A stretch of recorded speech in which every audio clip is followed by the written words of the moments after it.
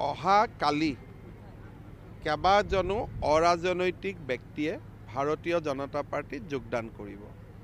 Definitely 2-4জন ৰাজনৈতিক ব্যক্তিয়েও যোগদান কৰিব, কিন্তু ৰাজনৈতিক ব্যক্তিৰ লগে লগে যিসকল সামাজিক সংস্থা, আইন, চাৰ্টাৰ্ড একাউণ্টেণ্ট, ডক্টৰ, ইঞ্জিনিয়াৰ এই ধৰণৰ লোকসকলক ভাৰতীয় জনতা পাৰ্টিত যোগদান কৰাবলৈ আমি এটা প্ৰচেষ্টা লৈছোঁ, যাতে দলটোৱে দলৰ মঞ্চৰ পৰাই অসমৰ বিকাশত অৰিহণা যোগাব পাৰে। পলিটিকেল মানুহ ডেফিনেটলি জইন কৰিব, কিন্তু আমি নন পলিটিকেল মানুহ বা আজিলৈকে নন পলিটিকেল হৈ থকা মানুহক আমি আমাৰ দলত বেছিকৈ যোগদান কৰাব খুজিছোঁ, আৰু তাৰ কাৰণে আমাৰ এটা প্ৰক্ৰিয়া চলি আছে। আৰু গোটেই পূৰ্ব ভাৰততে এই যোগদানৰ প্ৰক্ৰিয়াটো চোৱাৰ বাবে মোক দায়িত্ব দিছিলে।